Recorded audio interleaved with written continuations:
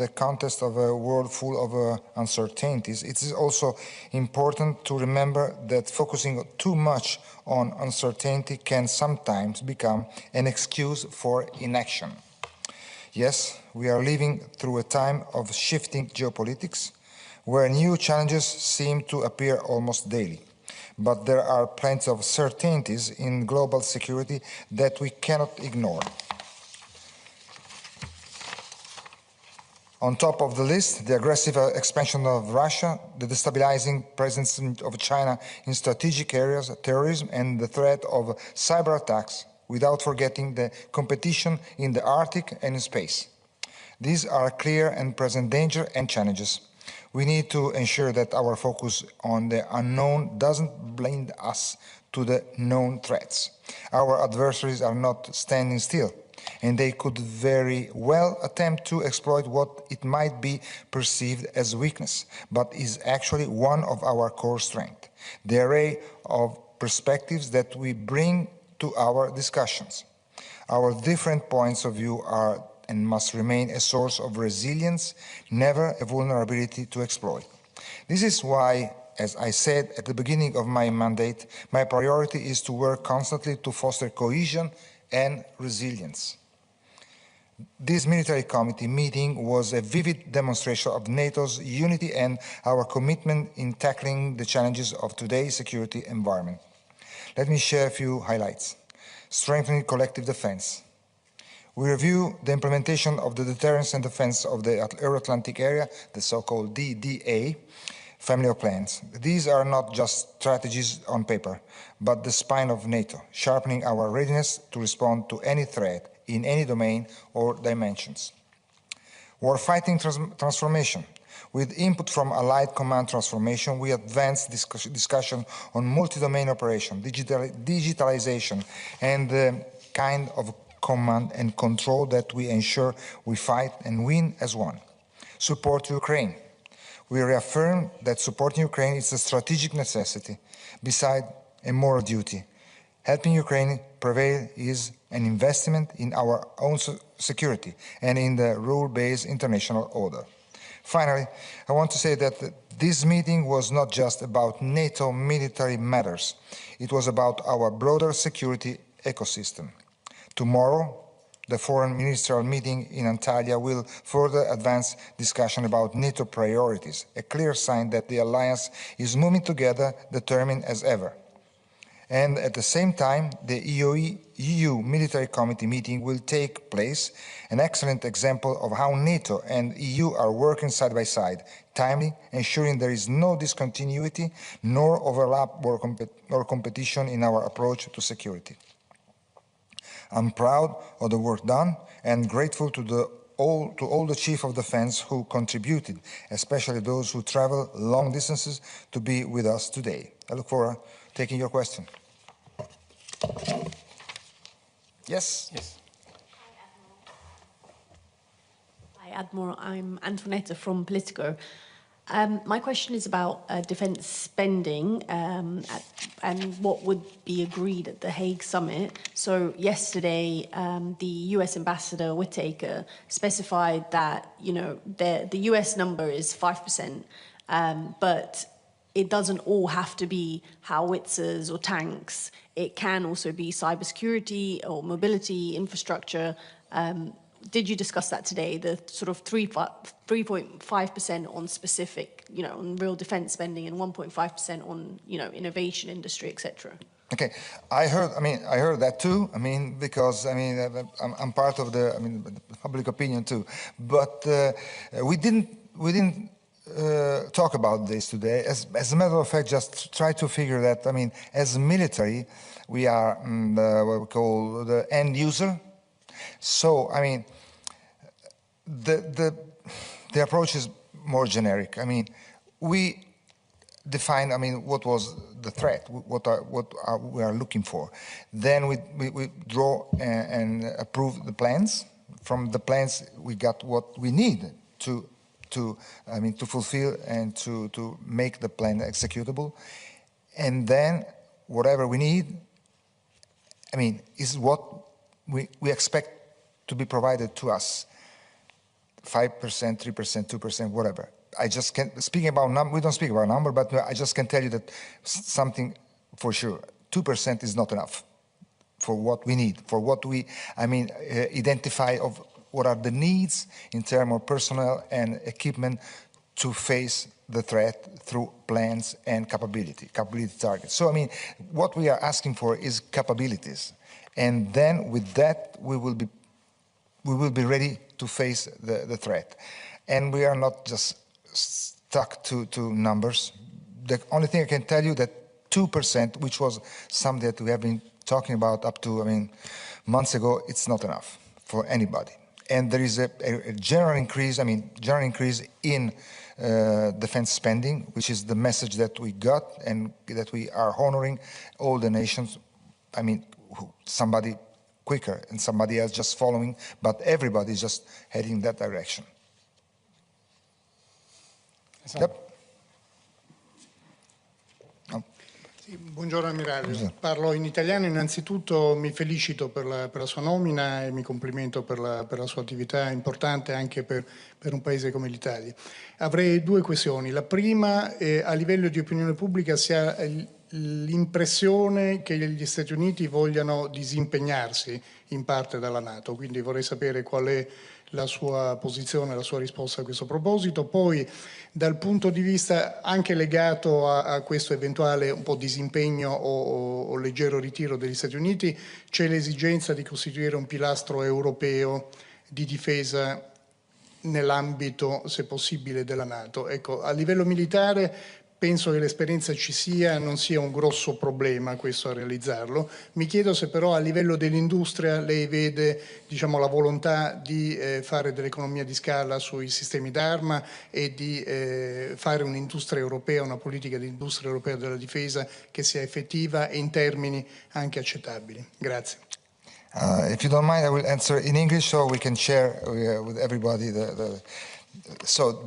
the game is, from the answer, you must go back to the question, okay? That's the challenge. By the way,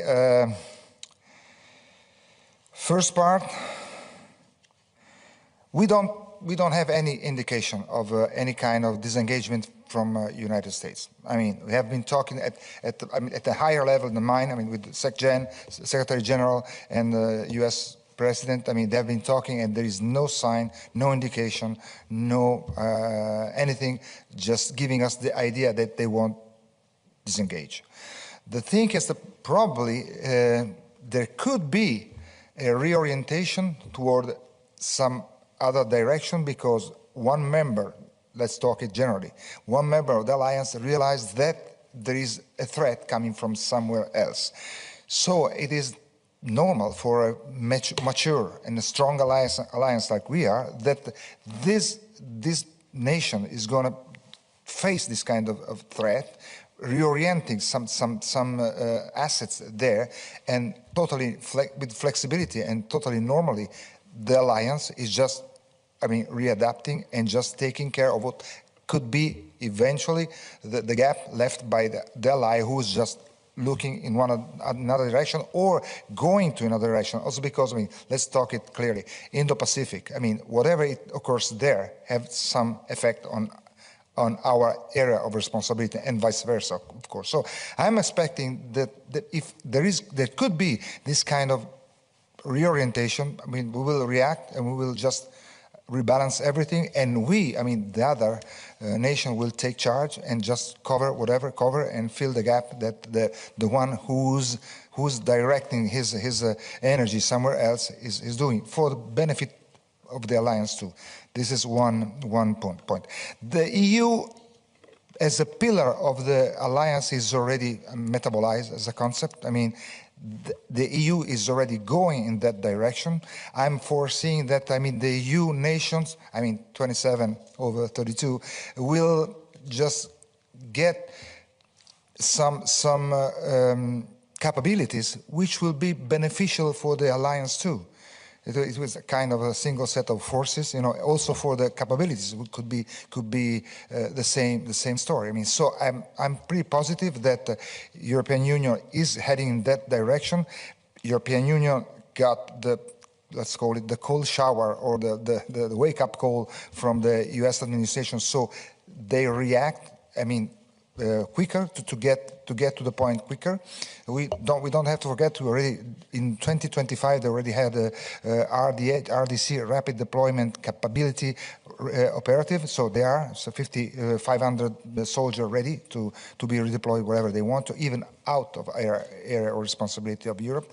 But I think that the process is running, and of course there has been an acceleration due to the Ukrainian war and to the request of our ally, I mean the transatlantic request to take more responsibility of their own European defense. So this is one. Industry. Up to now, I think this is the weak side. I mean the weak side of the situation. I mean, industry doesn't have already changed their mind, because I mean they should feel themselves and be active part of the defense from the whole of society. They are part of the society. So since this is a whole of society approach, I mean, I'm expecting that they change radically their way of seeing. Sometimes we spoil them, we as military spoil them, we just accept something that probably it was not perfectly fit for our requirement in the past, and we need to change our attitude too, but radically they need to be part of the system. They need to accept probably to be quicker, be more responsive to our operational requirement, and be cheap. And these are the 3 points that from military point of view we are looking for, and sometimes they are weak on this. Yep. Cristina Giuliano, Asca News, sono italiana come lei, però gliela faccio in inglese anche se il mio inglese non è buono come il suo. I'm asking you to resume, and these were the first months for you at NATO. So how do you see the future of our alliance? I can answer just watching the tendency that I saw during my first 3 months, because I started on January. The alliance is strong, is getting stronger and stronger, because as you saw, I mean, the latest event, I'm speaking the war in Ukraine, just got ourselves even tighter if we need it. The answer to the threat has been unique. There has been no difference in how we do react to, for example, to the aggression of Russia to Ukraine, and probably this has been a gluing factor to get the cohesion at this level, which is really a really good one. And cohesion is the central gravity of the alliance, for example. So I mean, the 32 nation has been moving really totally tuned up, and I think that in the future, because we don't have to lower our guard, even if, thanks to God, someday there will be peace in that part of the world.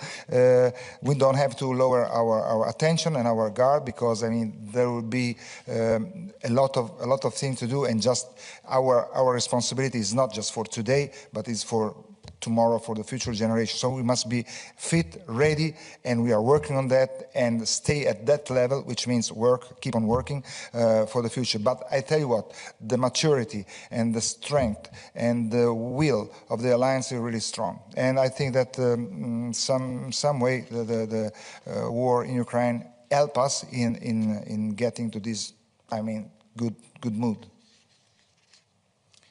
Yes, one more question. Yes, Antonio. We are tough. Okay, and the last Hi, one there. Yes. Admiral, it's me again. Hi.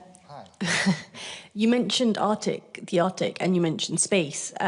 So my question is, as Chiefs of Defence, did you discuss the situation with Trump's, US President Trump's desired acquisition of Greenland? Because Denmark, 2 days ago, decided that it will call a meeting on Arctic security with the northern countries? And also, did you discuss the Russian buildup of military along Finland's border? And if so, what does NATO think about that? That's what was not an issue discussed in this meeting. I can tell you whatever is my opinion on this. But I mean, the Arctic, High Northern is very, very important for NATO. It's a theater, an operational theater, very, very important. I mean, there's just climate change, and also just consider that NATO had the need to add a specific joint force command in Norfolk, which will be in charge of the Arctic region and also of all the communication between the transatlantics. So I mean, coming from the Americas to the Europe and NATO area of responsibility. So Arctic is a very, very, very important theater of operation, and we pay a lot of attention to it. And as far as the nation, I mean, we are an alliance. In this alliance, 7 over 8 nations of the Arctic Arctic Circle or whatever, I mean, are in NATO. So I mean, it is the interest of the NATO as an alliance that all the countries belonging to the alliance to find a solution on anything, because I mean that's something we can grant it within the alliance. So I don't see any major problem. Yes. That was the last one, right? No, one more. Okay, where are you? Okay, I can see you. Yeah. In July 2024, NATO adopted a new policy on women, peace and security, and among others recommend that we prevent or we protect women and girls who are the first victim of war, especially through sexual violence. This is aligned with Resolution 1325, which is 25 years this year, anniversary. I would like to know what progress have been made in the year since this new policy, and how does the MCCS advise NATO on implementing that policy? I mean, NATO policy, I mean, remain unchanged. So, I mean, whatever it was decided at that time, I was not here, but at that time, is still in place. I mean, we as an alliance decided to cope totally with 1325. So we are just on track, and everything is going forward. There is no change in our posture, in our I mean, will to fulfill the 1325. So I mean, there is no question about that. How do NATO implement that policy? I'm sorry. Well, I think we have I mean, an entity, an office who is following this issue, and they are just going forward on what it is supposed to be done. And I think that things are going smoothly, and I don't see any change on attitude, on any change of mind on that. So I just want to be sure that we will be complying with 1325 totally, as we decide to do on July 2024. Anything else? Okay. Thank you very much for attending the conference, and see you next time. Thank you very much. I'm sorry for the delay, but I'm a victim like you are.